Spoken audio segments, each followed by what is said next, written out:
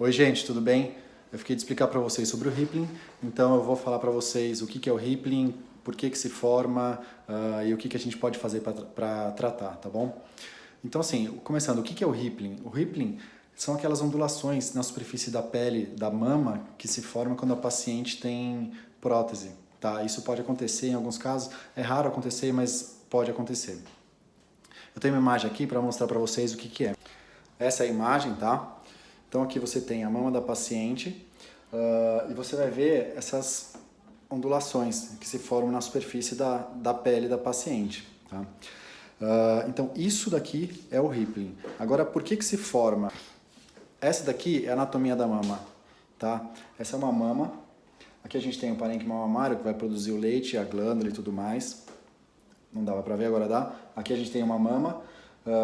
Essa daqui é o que vai produzir o leite. Aqui está o mamilo, aqui está a parede torácica. Isso daqui é gordura, tá? Isso daqui é o parênquima mamário. A prótese vai ser colocada aqui atrás. Aqui não sei se dá pra ver. Aqui é uma prótese colocada subfacial, aqui é uma prótese subglandular, aqui é uma prótese submuscular e aqui é uma mama sem a prótese, tá?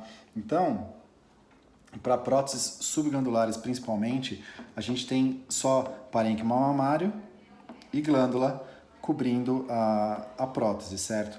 Quando a gente tem uma paciente que perde muito peso, quando a gente tem uma paciente que diminui muito essa cobertura sobre a prótese, o que acontece? A prótese começa a aparecer na pele, certo? É a mesma coisa que se você tiver pouca cobertura. Se você tiver uma prótese e tiver um pano super fino, a prótese vai aparecer o formato da prótese sobre esse pano. Se você tiver, por exemplo, um pano super grosso, põe um edredom em cima de uma prótese, você nem sabe aonde está a prótese, tá? E algumas próteses, não atualmente, mas algum tempinho atrás, alguns anos atrás, elas ainda eram todas assim. Se você segurar uma prótese, deixa eu ver se dá para ver direito. Se você segurar uma prótese, você vai ver que ela tem essas ondulações, entendeu? Então essas ondulações vão aparecer na superfície da pele. Então isso daí é o rippling, tá certo? Se forma por perda de gordura e tudo mais. Se você colocar embaixo do músculo, ajuda? Sim, vai ajudar, tá? Já acabei até falando de tratamento. Mas um dos tratamentos é você colocar abaixo do músculo. Só que nem toda paciente a gente pode colocar abaixo do músculo, principalmente paciente que faz muita atividade física, que é esportista, que usa muito tórax e tudo mais. Às vezes ela perde um pouco de força se você desinserir muito músculo. Eu já ouvi muita queixa de paciente que fez isso, que desinseriu o músculo e acabou tendo um pouco de perda de força, mas é um dos tratamentos, tá? Por que não se coloca então todas embaixo do músculo? Por quê? Porque justamente por causa disso, porque nem toda paciente tem indicação, tá certo?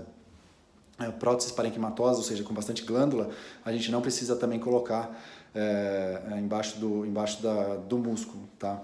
E acontece que algumas próteses, elas, quando vai ter uma ptose, ou seja, quando vai cair com o tempo, algumas próteses elas podem ficar presas pelo músculo, e isso daí também não é legal, ou seja, a mama vai cair e a prótese fica presa lá em cima, e aí fica uma mama deformada também. Então, quais seriam outros tipos de tratamento? Outro tipo de tratamento que hoje em dia a gente faz bastante é o enxerto de gordura. Tem que ser um enxerto de gordura bem feito, bem delicado, tem que ser com gente experiente, tá certo? A gente faz uma lipoaspiração em qualquer área do corpo e acaba lavando essa gordura, tratando. Tem gente que lava, tem gente que não lava, isso daí é discussão para horas. E a gente acaba injetando essa gordura naquela superfície, tá, sobre a prótese. Ou seja, a gente vai aumentar a camada de gordura que tem sobre a prótese e vai esconder mais a prótese não vai mais fazer essas ondulações em cima da mama, tá certo? Um terceiro tratamento que a gente não faz aqui porque é inviável, mas se faz lá fora, se faz nos Estados Unidos. Já vi bastante trabalho sobre isso, bastante médicos em congresso falando sobre isso, que é cobrir a prótese com matriz dérmica, que é um material, não é muito grosso, mas você pode já ter uma melhora, tá? Só que é extremamente caro, extremamente caro. Para você ter uma ideia, uma matriz dérmica aqui custa mais de 30, 40 mil reais, tá certo? Então acaba sendo inviável, é muito mais fácil você fazer enxerto de gordura. Só que também tem gente, quando o paciente é muito esportista, que a gente não tem de onde tirar a gordura para injetar. Então a gente também fica numa indecisão, tá certo?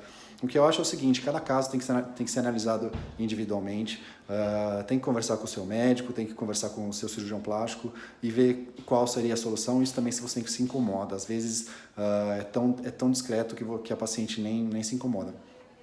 Mas as que se incomodam, sim.